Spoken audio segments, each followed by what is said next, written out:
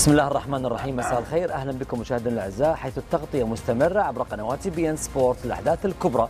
هذه المره في الدوري الاسباني لكره القدم، عندما نكون معكم في واحده من المواجهات الهامه لريال مدريد امام اتلتيك بلباو، والذي يحقق ايضا ارقاما مميزه كرابع الترتيب في سلم الجدول. قبل الدخول بتفاصيل هذا الاستوديو، اسمحوا لنا نعرفكم شركاء نجمي كره القدم الافريقيه محللي قنوات بي ان سبورت يوسف شيبو ووائل جمعه. مساء الخير كباتن.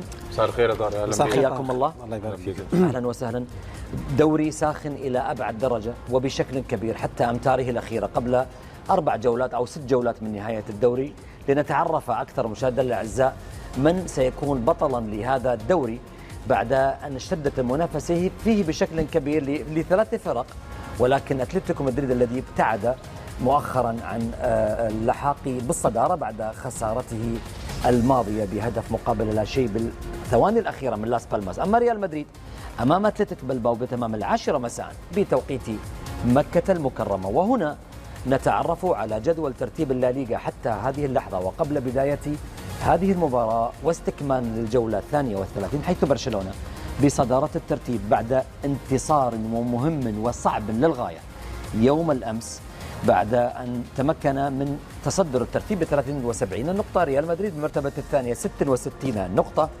أما أتلتيكو مدريد ب 63 نقطة بعد خسارته أمس بلباو بالمرتبة الرابعة، والذي يطمح لمقعد أوروبي مهم أيضا ب 57 نقطة. ومن ثم نشاهد فيا ريال، ريال بيتيس، ريال مايوركا، سيلتا فيغو، ريال سوسيداد ورايو فايكان.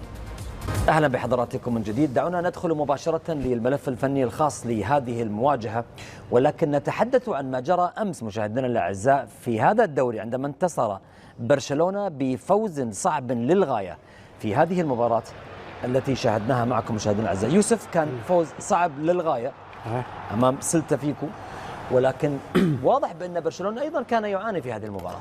أكيد كانت هناك أخطاء دفاعية كثيرة. سيلتا فيغو قدم مباراة كبيرة اليوم. هنا الأخطاء الدفاعية، هنا هدف تعادل، كريسياس لتألق مرة أخرى، هنا سجل هدف تعادل، هنا سجل هاتريك. كما قلنا دائما الأخطاء الدفاعية المتكررة من الدفاع بين مارتينيز، بين كوبارسي، وبين كذلك ديونغ. هنا يسجل هدف التقدم، الهدف الثاني مع بداية الشوط الثاني، والهدف الثالث كذلك نفس الأخطاء البدائية بين مارتينيز وكوبارسي في عملية مراقبة، وإكليسياس يسجل الهدف الثالث والهاتريك في الدقيقة 61.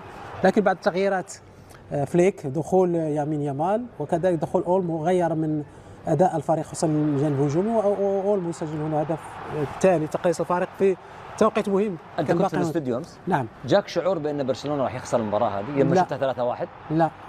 ليه؟ كنت مركز على المنتخب المغرب. ولا لثقتك ببرشلونة؟ بعد الهدف الثاني نعم، حسيت ان هناك تكون هناك ريمونتادا. هنا ضربه جزاء على اولمو، لاعب رافينيا يسجل هدف الفوز. انا في اعتقادي هذه مثل المباريات يا طارق تعطيك يمكن ثقه اكثر، لان الفريق كان قريب من الخساره، لكن عودته صحيح يمكن تقربه اكثر للدوري. من حقك انك انت ما كنت مركز على هذه المباراه، رغم انك انت كنت في الاستوديو التحليلي لهذه المباراه، لان منتخب المغرب يشرف. صحيح. وما قدمه منتخب المغرب ايضا كان شرف كبير جدا لكره القدم العربيه والافريقيه ايضا على هذا الانجاز الذي حققه ابناء الاسود الرافدين الاطلس والذين قدموا ملحمه كرويه مميزه ايضا صراحه. معلش انا اخذت لا طبعا مبروك للمغرب، طبعا عندهم منتخب محترم والله، واليوسف كمان مساهم في المنتخب ده بلاعب من اللاعبين الاساسيين في المنتخب. كل التوفيق ليهم ان شاء الله، يعني في كاس العالم باذن الله يظهروا بشكل مشرف مع المنتخبات العربيه الاخرى اللي شاركت وهتشارك ان شاء الله في البطوله يعني. نعم. ان يعود ريال مدريد لهذه المباراه بعد خروج من دوري ابطال اوروبا، وهو لم يعتد كثيرا ان يغادر هذه البطوله مبكرا، وهو ايضا لا يمر بوضع فني جيد، لكن هذه المره هو يصطدم ببلباو صاحب الاداء الكبير والمميز ايضا في الدوري. فعلا مرحله صعبه جدا على ريال مدريد، خروج من دوري الابطال، خروج يعني بشكل مستحق، لان ريال مدريد للامانه يا طارق ما يستحقش حاجه الموسم ده. فريق ما بيقدمش اي حاجه تذكر. الفريق عباره عن مجموعه مواهب كافراد، كل واحد تحس انه نازل فرقه لوحده، كل واحد عايز يقول انا استاهل ان انا اكون نجم الفريق ده. مفيش عمل جماعي تماما في الفريق، فريق مشتت، مفيش جماعيه، مفيش روح في الفريق، روح المجموعه. روح المجموعه اللي انا شفتها امبارح في مباراه برشلونه. امبارح برشلونه بيلعب وهو خسران، اللي بيتفرج على الماتش عارف ان برشلونه هيرجع يفوز، لان في روح وفي كفاح وفي عمل جماعي بيتم، وفي مدرب شغال يا طارق. مدرب مش متوتر، مدرب عارف هو بيعمل ايه، بيخرج مين وبينزل مين. وبرغم ان لامين ما كانش بادئ المباراه واولمو ما كانش بادئ المباراه، الا ان برشلونه بيلعب وبيأدي وبيكسب. الريال سيء من اول الموسم، احنا بنقول اخطاء كتير جدا في الفريق.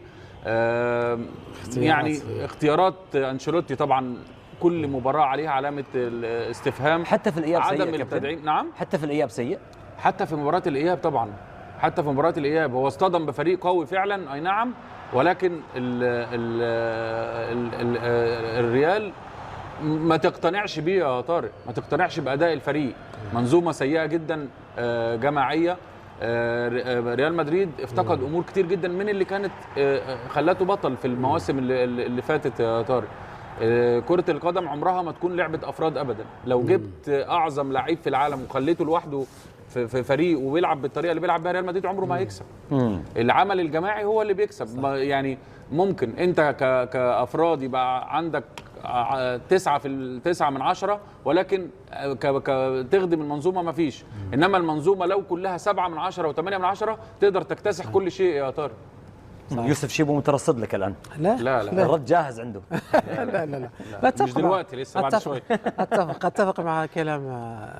المشكله دائما قلنا من بدايه الموسم الفريق لا يقنع، لا يقدم مستوى جيد. وجمهور ريال مدريد من اكثر الجماهير المتطلبه، وقلتها دائما، المستوى والاداء والنتائج. يعني تفوز وما تأديش هناك صفيره استهجان دائما، معروفين جمهور ريال مدريد. انا اعتقادي السبب هو انشيلوتي. كم في المية كابتن؟ كم في المية هذا هو السبب؟ 90% المفروض هو المدرب. 90%؟ انا نحمل المسؤوليه منذ بدايه الموسم. قلنا ان انشيلوتي اختياراته كانت سيئه جدا، توظيفه لبعض اللاعبين، اعتماد دائما على نفس اللاعبين. انتهى وقته كابتن، انتهى وقته. انا قلنا انتهى وقته مع هذا الجيل، انتهى وقت يجب تغيير. هناك لازم افكار اخرى، مدرب اخر يكون اكثر شاب، يعرف عقليه اللاعبين. انشيلوتي صحيح انه قدم مدرب كبير، لكن قدم كل شيء للريال. لكن انا اظن، وقلت ليس لاول مره، وقته انتهى في ريال مدريد. اول شيء المشكلته دائما هو ولاء للاعبين الاسماء الكبيره. هو دمر كل لاعبين الشباب. اول شيء لا يؤمن باللاعبين الشباب، دائما عنده كيف ما يكون ادائهم. فينيسيوس مع مبابي وبيلينغهام يريدوا دائما اساسيين، حتى ولو يكونوا سيئين دائما هناك. بالتالي حتى اللاعبين الاخرين ما تبقاش عندهم هذيك الرغبه والطموح اكثر. ابراهيم مثلا، ابراهيم دمروا انشيلوتي صراحه، دمروا هذا الموسم، دمروا تدمير.